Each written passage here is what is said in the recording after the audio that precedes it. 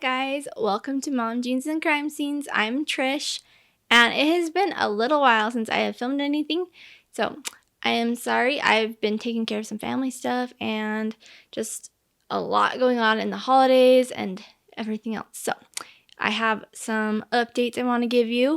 I do want to thank you for being here and for all the support. You guys are just insane. You guys are so good to me, and I just appreciate every single one of you. I appreciate the positive comments that I get, and just, I say it every time, but you guys are just you just uplift me, and I am so thankful for that and the friendships I've made through my channel. Thank you. I just can't say it enough. Thank you so much. Keep the comments coming, the shares, the likes. Subscribe if you're not already. Share it with your friends. I'm excited to grow with you and see kind of where this goes. I've got some big plans and some dreams with this, so I'm excited. Anyways, I want to jump into today just a couple of, I guess, an Alan White update or maybe a non-update, and then I want to jump into a recent event in Utah that just happened right before Christmas. It is the craziest thing ever. So I think that is something that we're going to be watching because it's so bizarre.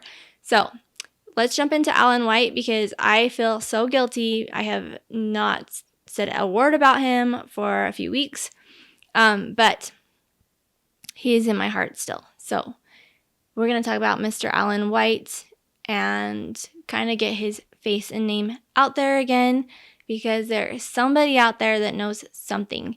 So we just need you to do the right thing. So I'm going to kind of share about him again right now. I'm going to pop his picture on, and yeah, we're going to go. So Alan, it doesn't seem like we're any closer to finding him. There have been really nothing, no new information released.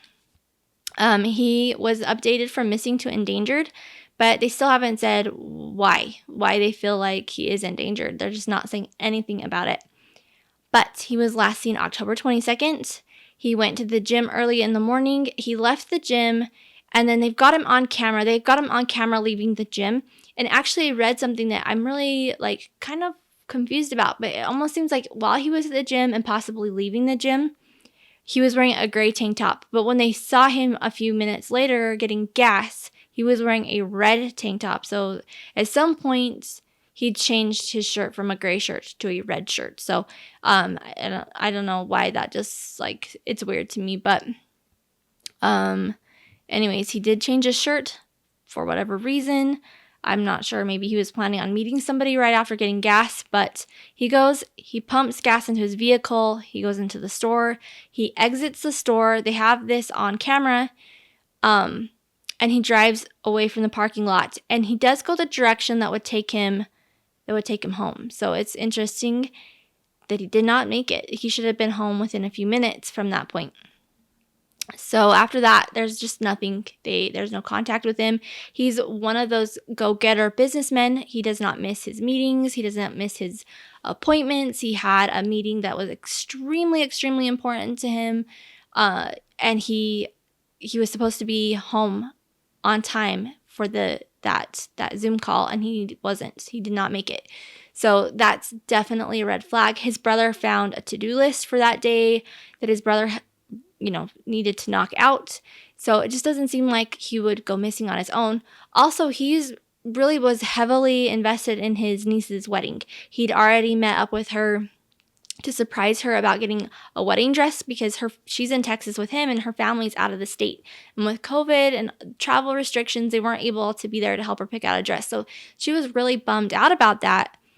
And he surprised her by showing up to pick out a dress for her wedding. He was just a really good uncle to her and really invested in helping her make her wedding magic. And he'd also had planned on meeting up with her to show her venues, to look at venues with her. So he didn't show up for that either. So I don't know. It just seems like that's out of character for him. And these things were important. He missed his mom's birthday. He missed a flight to Florida to go celebrate her birthday. All these important things, not to mention all the holidays. And nobody has seen him. So it's really sad. his husband, Rusty Jenkins, has been really quiet about things.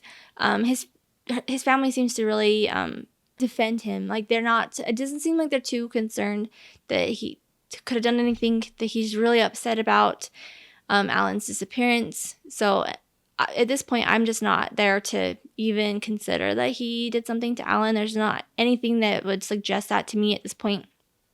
So I really don't think so. But, you know, I'm open-minded, and when new evidence presents itself, I could change my mind on that. But right now, I don't know. I kind of almost lean to feel like maybe he was going to meet somebody and it just didn't go well. I don't know.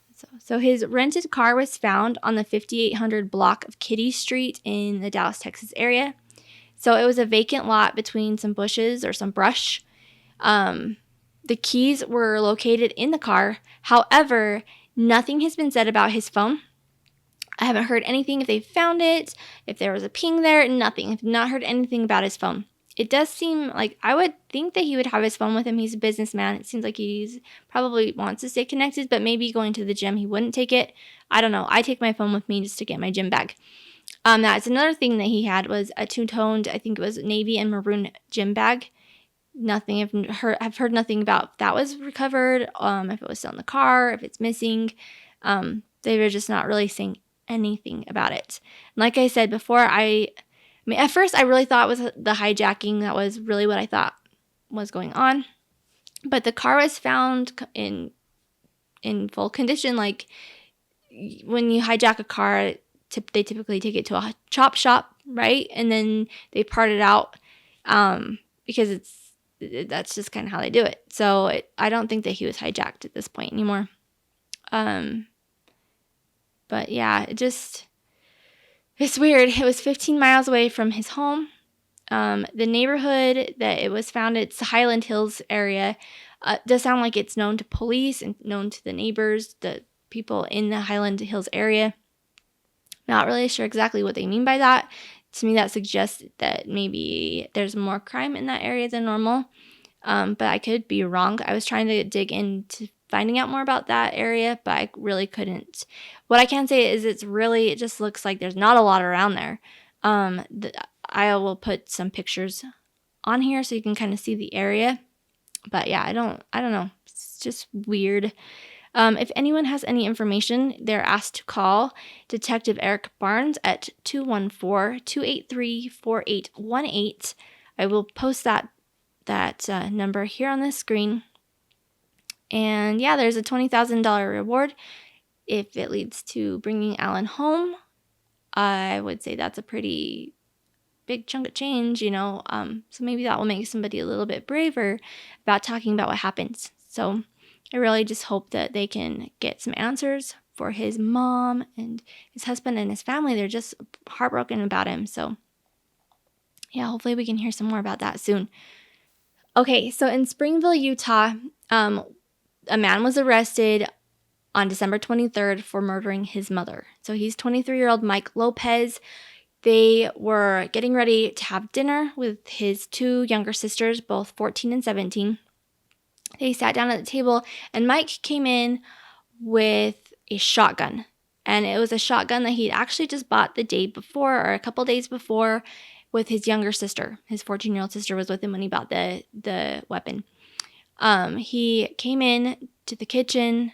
He pointed the gun at his mother. And 17-year-old sister said that she noted that he looked at the 14-year-old sister and they nodded at each other. And then the 14-year-old sister got up, walked down the hall to the bathroom, and locked herself into the bathroom.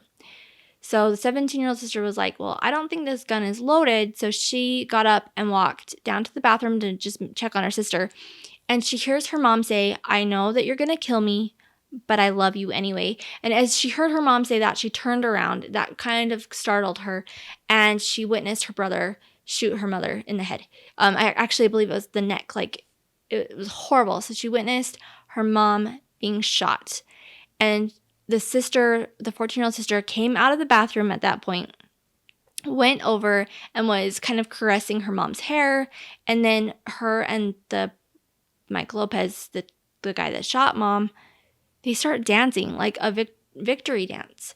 And the 17-year-old sister was like, what the freak? And so she took off down the hallway, locked herself into the bathroom, and then she broke out a window and shimmied down and ran to her to call her older sister, their adult sister, and get help. And so the adult sister did call 911, and police came and they found Mike in a bathtub, a filled bathtub, with a shotgun resting against the tub, and he was acting unresponsive. They took him to the hospital. The police were like, or the doctors were like, this is not real, like he's faking this. They did talk to him after that soon about kind of what the heck was going on. They said, you murdered your mom, and he started, nodding his head and crying. 17-year-old sister, it's really interesting, kind of the interview that she had with them. She believes that the 14-year-old sister had something to do with this. She said that Mike had been acting really strange leading up to this, that he was doing a lot of meditating, that he was smoking a lot of marijuana, and that he would say that he was going into different dimensions and meeting bad people and talking to bad people, and basically saying that he was being told to shoot the mom. So it doesn't sound like, I don't know, it sounds really strange. When the police talked to the 14-year-old daughter about things, she said that it was not her mom that was shot, it was someone else. Also, 17-year-old sister did say that the 14-year-old and Mike were spending a lot of time with each other lately. That they were, she believes they were using marijuana together. Not that marijuana would make you do anything like that. It's just a little detail of the story. But it's just really bizarre because they're both kind of acting like they're crazy. And that he's going into different dimensions, and somebody's telling him to shoot mom, and daughter saying that wasn't mom. And yeah, it's really, really sad, really, really strange. Doesn't sound like at this point that they're press charges on 14-year-old sister. I think they're still kind of investigating, but that's something to kind of watch for to see what more happens with it. It's really, really sad because it happened right before Christmas, and her daughter, can you just imagine? Like, she's never going to be the same again. That 17-year-old, I don't even think that 14-year-old will ever be the same. Like, that's horrible. So, I do believe he was charged with first-degree aggravated murder, and then I think domestic violence in front of a child, and then also I heard something about unlawful possession of a weapon or a firearm. But it does sound like he went to Sportsman Warehouse to buy the gun. They do a background check, so you would think something would come up. So I'm not really sure about that charge or why that charge would be there. But I'm going to keep watching it because that is really interesting to me.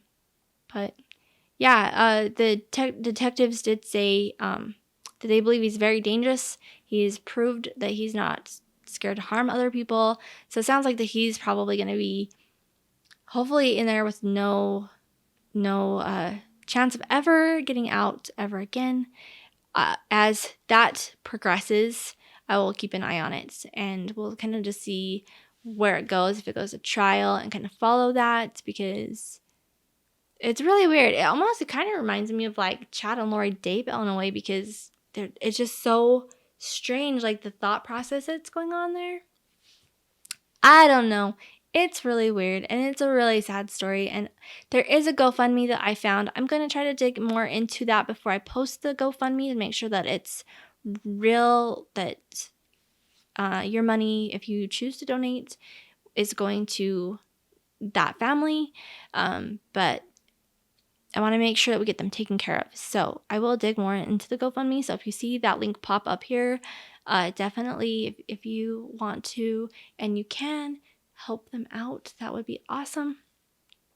But we're going to follow that more. And if there's anything that I can do for that family, I'm going to do my best to help them, because that is awful.